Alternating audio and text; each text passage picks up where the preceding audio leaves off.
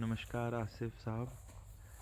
मैं सुप्रीत सेतिया, गांव सप्पावाली, ज़िला फाजिल्का, पंजाब, इंडिया से बात कर रहा हूं। और ये मेरा लगभग 22 साल की उम्र का किन्नू का बाग है, जो कन्वेंशनल फार्मिंग पर, केमिकल फार्मिंग पर ही चला 20-21 साल। इसको मैंने 1 साल पहले लगभग PQN के पर शिफ्ट किया था।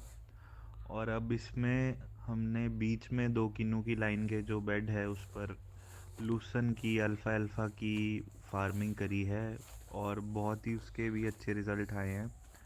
सिर्फ 2 महीने का ये लूसन हो चुका है और इसको 2 ही पानी दिए हैं हमने, वो भी फरोज़ में, और उससे भी इसकी ग्रोथ अच्छी है। इसने ज़मीन को पूरी तरह ढक लिया है।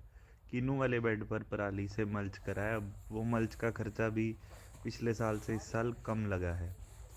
तो ये सिस्टम देने के लिए बहुत बहुत धन्यवाद। जो बाग की कंडीशन है वो अच्छी है, इसमें से किन्नू लगभग हार्वेस्ट हो गया है, वो भी अच्छा निकला था। तो ये सिस्टम हमें देने के लिए आपका बहुत बहुत शुक्रिया।